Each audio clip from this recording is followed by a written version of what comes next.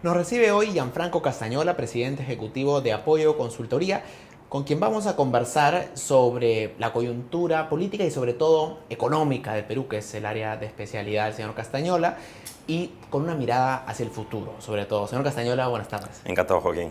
Quisiera empezar señalando que el primer trimestre de este año ha cerrado con un crecimiento económico bastante bajo, alrededor del 2.3%, ¿no? Que es menor a lo que hemos estado experimentando en los últimos años. ¿Cómo se explica esta desaceleración? Sí, y le añadiría, Joaquín, un abril muy pobre con un crecimiento de casi 0%, que tiene parcialmente una explicación en performance de dos sectores, pesca, minería, que han venido en territorio negativo. Básicamente en pesca porque el año pasado tuvimos un excelente año pesquero y en minería en abril sobre todo por la menor producción de las bambas, entre otras unidades productivas. O sea, ¿este abril vaticina un segundo trimestre Sí, aún peor? sí, yo creo que en términos de crecimiento más bajo, con una parte con el PBI no primario, que no depende de las industrias, de las actividades extractivas, creciendo por debajo del 3%. Entonces, yo creo que más allá de explicaciones específicas que hay vinculadas a la pesca y a la minería, la economía viene desacelerando su crecimiento, sobre todo en aquello vinculado a la demanda interna. Y esto es preocupante.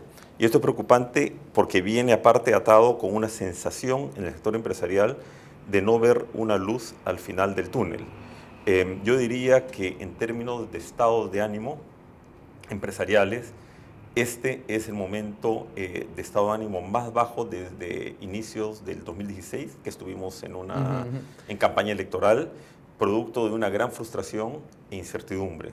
Cuando usted dice estado de ánimo, lo que quiere decir es que la expectativa hacia el futuro no es positiva, que no hay una Sí, confianza de que el año que viene será mejor que este. sí. Nosotros en Apoyo tenemos un servicio de asesoría empresarial donde reunimos a 300 empresas que representan más o menos el 50% de la inversión privada en el Perú. Les hacemos un sondeo cada 3 meses y le preguntamos su confianza para contratar personal y su confianza para invertir. Y en el mes de junio hicimos esta encuesta, tocaba hacer este sondeo, y el indicador, tanto de confianza para contratar personal como para invertir, es el más bajo desde enero, desde el 2016, y probablemente varios años hacia atrás. Solo estoy refiriéndome desde las elecciones del 2016.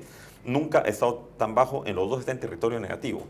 Más empresarios pretenden retraer sus inversiones que expandirlas. Entonces, todo esto refleja un estado de ánimo, reitero, de frustración e incertidumbre, donde los resultados están siendo de las empresas y de la economía menos buenos de lo esperado. No estamos en recesión, obviamente, pero sí preocupa.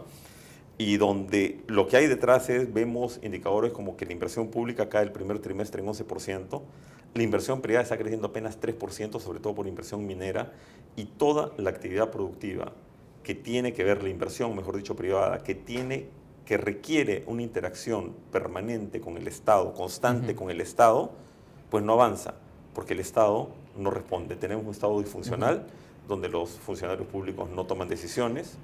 Quisiera preguntarle sobre eso. ¿Esta expectativa no tan positiva se debe a inacción por parte del Estado o más bien a acciones malas?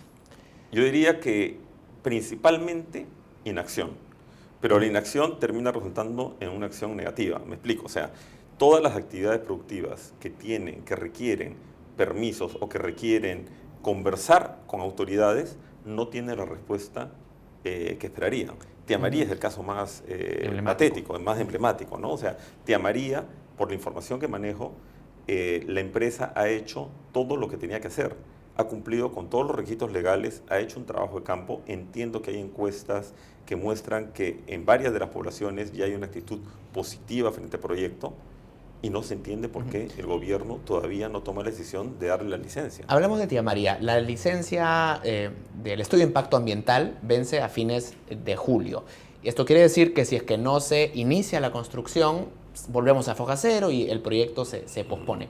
¿Cuál es la importancia en términos económicos y sobre todo de generación de empleo y reducción de pobreza que tiene el proyecto Tía María? Ya, el proyecto Tía María es importante, es un proyecto de 1.500 millones de dólares que va a contribuir de manera importante a mover la economía de Arequipa. Pero más allá del proyecto en sí, que es muy relevante, está la señal que se está dando.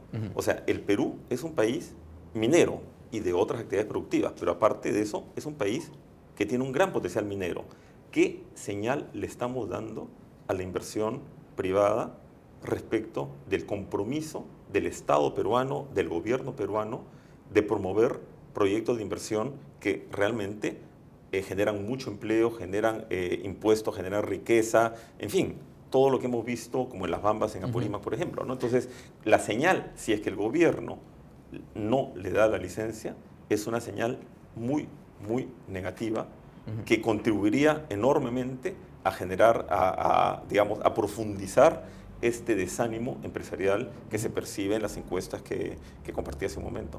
Y en perspectiva, el trato que tuvo el caso de las Bambas, ¿cree usted que también de alguna manera genera preocupación hacia el futuro? Es decir, la reacción del gobierno. Creo que la reacción inicial del gobierno, dejando 50, 60 días el problema irresuelto y poniéndose de costado, fue mala. Creo que las correcciones que se dieron después aparentemente han contribuido de alguna manera a manejar mejor el problema. Pero al final lo que se percibe es una carencia de Estado de Derecho, ¿no? Lo mismo está pasando con el tema del petróleo y los derrames en la selva norte del Perú. O sea, ¿dónde está el Estado? ¿Dónde está un Estado que deja que se extorsione de esa manera a una empresa estatal como Petroperú, boicoteando el oleoducto para obtener algún tipo de beneficio económico? O sea, no hay una presencia del Estado, ¿no? Creo que es evidente que algo que sí es una prioridad para el Estado es el tema de reforma política y reforma de justicia, al margen de que se está haciendo bien o mal, pero parece que la atención está en ese ámbito. Desde el sector privado hay quienes argumentan, la CONFIE por ejemplo, de que esto genera un ruido político y que esto también genera incertidumbre. Y yo le quisiera preguntar, ¿usted cree que la manera en la que se ha emprendido esta reforma ha tenido un impacto negativo en el crecimiento económico? No, yo creo que no. Yo creo que no. Yo creo que, bueno, yo creo que la actividad privada en el Perú, en los últimos 30, 40 años, está acostumbrada a lidiar con lo que le llaman ruido político, tensiones del Congreso con el Ejecutivo, un ministro que sale, otro que entra. Es como el statu quo. Eso, lidiar con ruido político y este nivel de tensión, estamos acostumbrados, siempre la ha habido. O sea, recordemos, años 2003, 2004, la oposición que tuvo Toledo, el presidente Toledo del APRA y de la izquierda, luego, en fin, creo que con todo eso el empresariado peruano sabe lidiar y lo toma como un dato de la realidad y sigue actuando. El problema radica cuando no estamos hablando de ruido político, sino de incertidumbre política. Y por incertidumbre quiero decir el no saber necesariamente qué va a pasar dentro de 1, 2 o 3 años. Yo creo que hoy día el consenso es que el presidente Vizcarra va a acabar y bien su mandato. Todos queremos que acabe su mandato. El problema es que viene el 2021. Y creo que esto nos une a otro tema que es muy importante en esta coyuntura y que creo que también contribuye a acentuar la disfuncionalidad del Estado peruano, que es la lavajato. Yo creo que la lavajato fue, como escribí un artículo recientemente, un meteorito que cayó en el Perú y del cual todavía no nos hemos recuperado ni nos vamos a recuperar en un buen tiempo. Destruyó a todo el elenco estable de la política peruana, lo cual genera un gran signo de interrogación de qué puede pasar el 2021.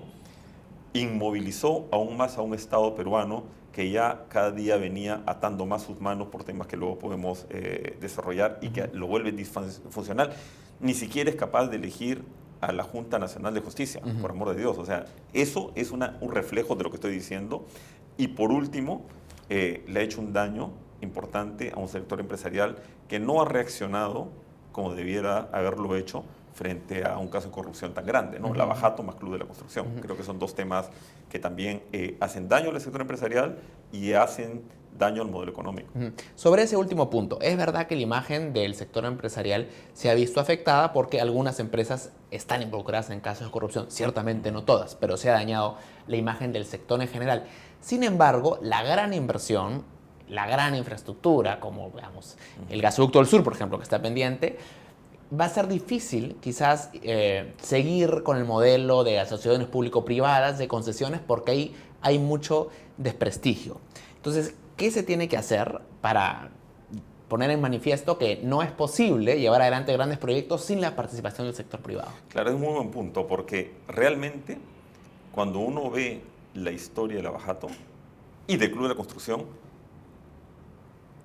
la corrupción ha estado fundamentalmente concentrada en obra pública. O sea, el Estado tiene dos maneras de construir infraestructura pública. Con obra pública directa, donde el Estado licita y contrata empresas constructoras para que construyan, que es lo tradicional, o entregándolo en concesión. La gran corrupción ha estado en obra pública. Las excepciones han sido las APPs, es las IRSAs, básicamente las IRSAs, y estamos viendo que dos APPs manejadas no por el gobierno central, sino por la Municipalidad de Lima, en el gobierno de Castañeda y luego de Susana Villarán, Ruta de Lima y LAMSAC, donde aparentemente podrían, en fin, eso está en investigación, que habrá que ver qué pasó ahí, ¿no? Pero en general, la corrupción ha estado en obra pública. Entonces, pero sectores políticos, sobre todo de izquierda, hoy día quieren vender el concepto que APP es corrupción.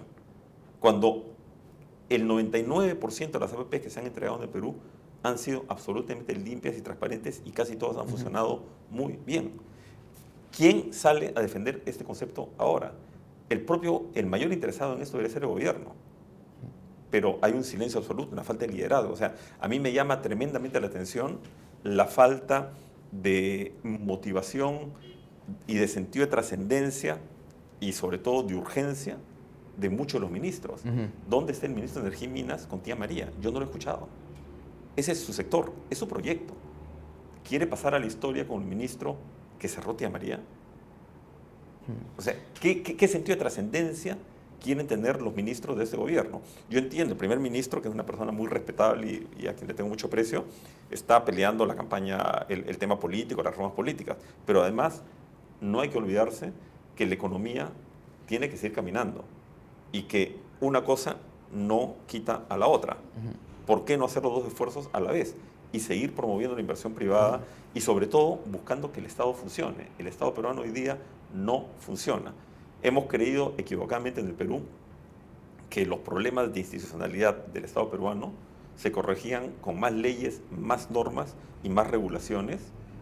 A ver, creo que en vez de contratar especialistas en gestión pública que arreglen el funcionamiento del Estado peruano, contratamos abogados que creen que con más normas, checklists y cosas que restringen la discrecionalidad del funcionario público, tenemos un Estado más limpio, y no lo tenemos más limpio.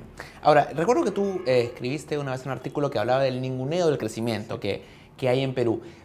Bueno, debiera ser evidente que el crecimiento económico es importante, pero parece que a veces no está tan claro. Quisiera preguntarte si es que es posible reducir pobreza, reducir brechas sin crecimiento. O sea, ¿cuál es la importancia del crecimiento? Sin crecimiento no hay nada. Como decía un economista chileno, Sebastián Edwards, crecer a cero es como multiplicar cualquier cosa por cero. Cualquier cosa por cero da cero, ¿no? Entonces, sin crecimiento, si no hay crecimiento, no hay generación de empleo. Si no hay generación de empleo, el consumo aumenta menos. Si es que no hay crecimiento, no aumentan los impuestos. Si no aumentan los impuestos, no hay manera de proveer mejores servicios públicos a los ciudadanos. Sin crecimiento no hay nada. O sea, las economías que no crecen se estancan y las nuevas generaciones, o sea, entran 150.000 aproximadamente, si no me equivoco, jóvenes al mercado laboral cada año en el Perú que no están siendo absorbidos. Si no hay crecimiento, ¿cómo vas a generar empleo? Se acomodan en el sector informal, pero no es ese el tipo de empleo que queremos tener.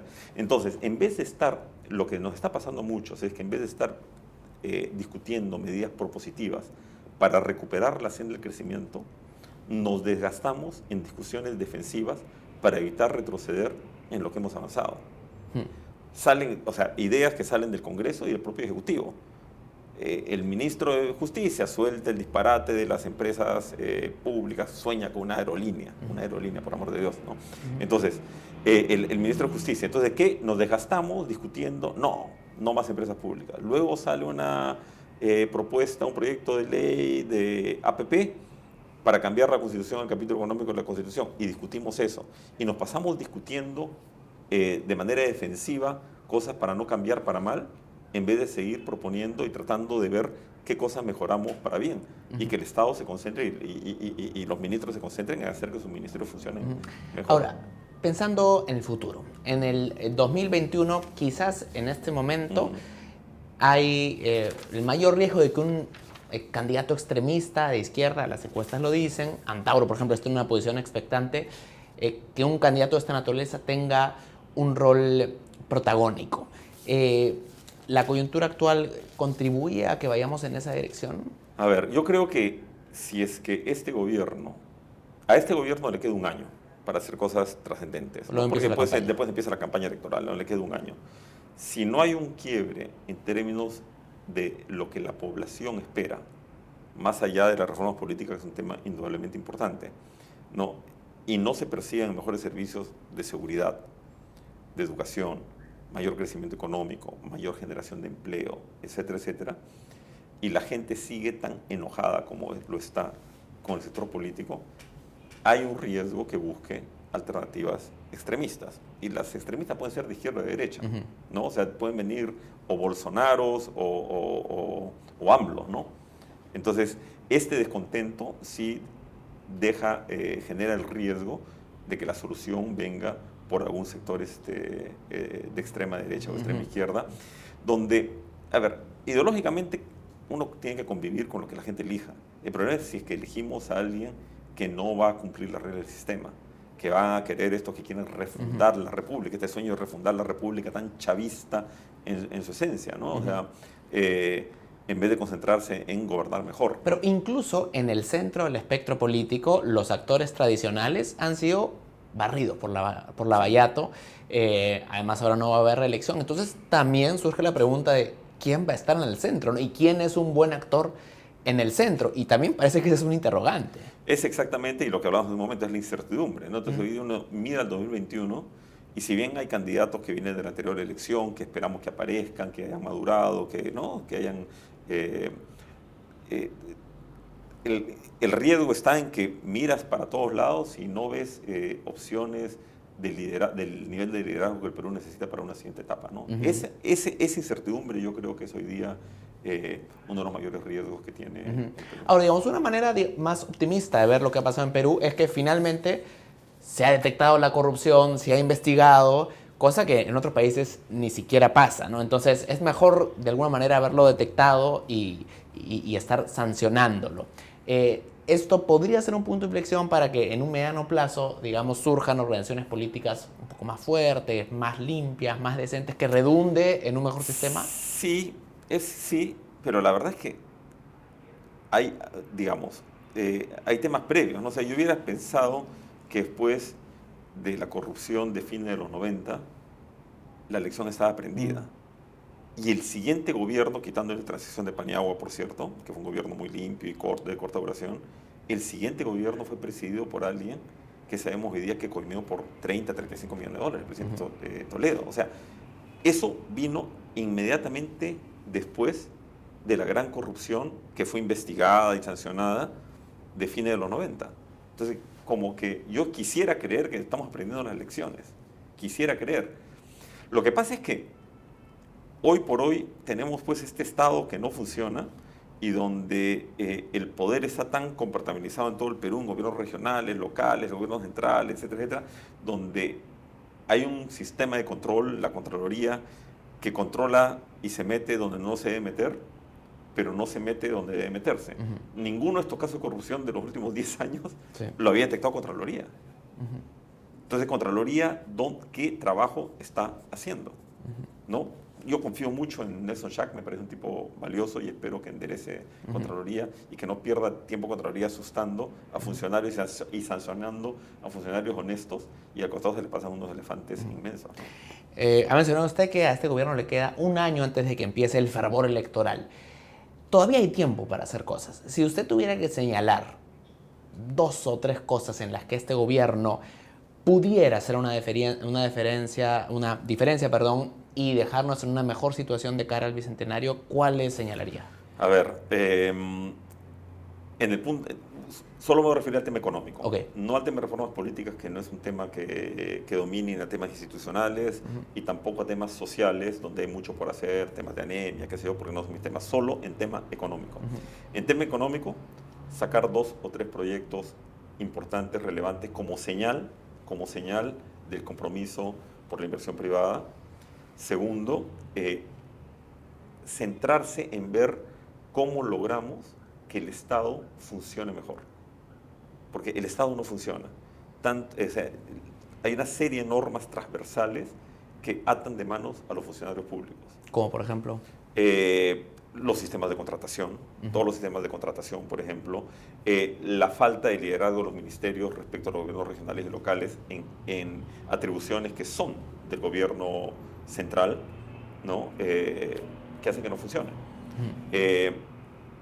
Y creo que tratar de destrabar el funcionamiento del Estado para el propio Estado creo que es un reto donde habría que meterle esfuerzo. Y tercera, si tuviera que coger un espacio de reforma, tendría que apostar seriamente por la reforma laboral, ¿no? O sea que creo que la rigidez de nuestra legislación laboral es una traba a la formalización. Evidentemente no es la única razón de la informalidad, hay mucho más, es un fenómeno multidimensional, pero indudablemente es un tema que contribuye de manera relevante.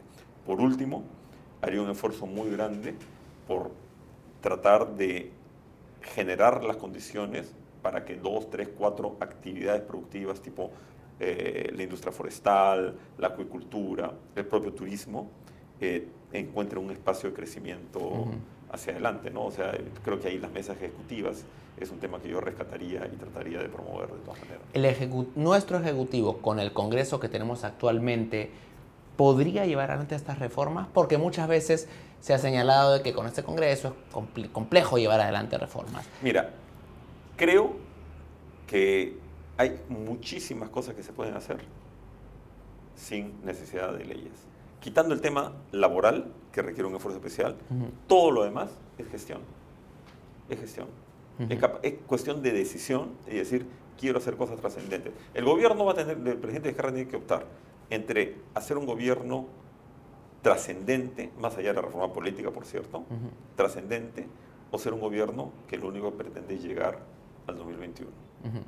Finalmente, la reforma política, si la vemos desde el punto de vista de impacto económico, me imagino que debe tener uno, podríamos decir que en el futuro puede generar un beneficio en el sentido de que tener partidos políticos más fuertes, instituciones más predictibles. ¿Debería redundar eso en un mejor desempeño económico? Definitivamente sí, definitivamente sí. Creo que los objetivos que persigue la reforma política, yo los suscribo totalmente. Los medios, los proyectos de ley, no soy un especialista, me parecen sensatos, espero que funcionen. Ojalá que funcionen, ojalá que se aprueben estos con todas las correcciones que se le hagan, pero no me atrevería a decir si son los que van a... Creería que sí por la gente que está involucrada, que le tengo respeto, ¿no? Pero no es mi tema.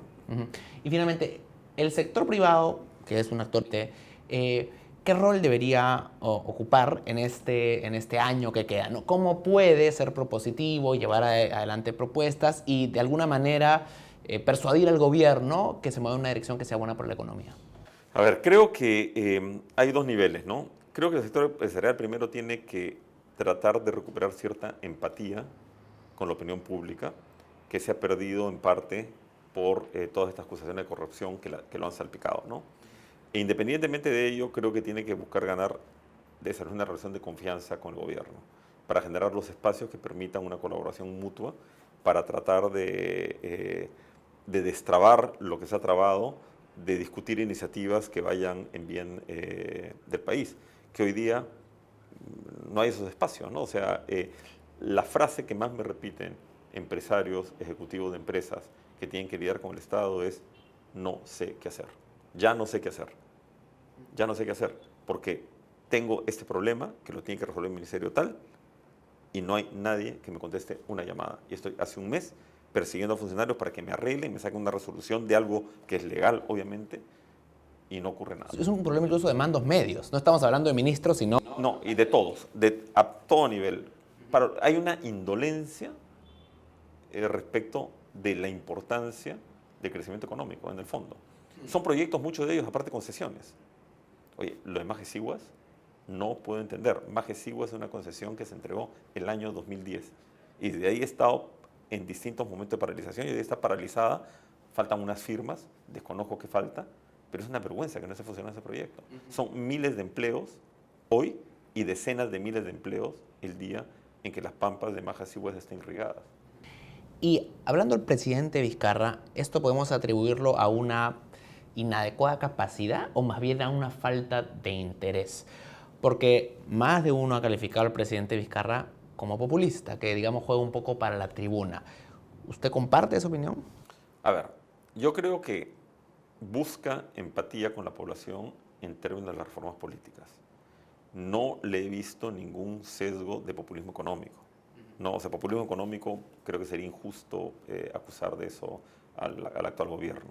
Lo que creo es que no es consciente de la importancia de que la economía se mueva. ¿Podría cambiar esto en el año y medio? A ver, yo espero yo confío en el primer ministro, Salvador Solar, espero que pronto ponga en su agenda, una vez que maneje estos temas políticos pendientes que tiene, ponga en su agenda la necesidad de recuperar el crecimiento económico. Señor Castañeda, le agradezco mucho.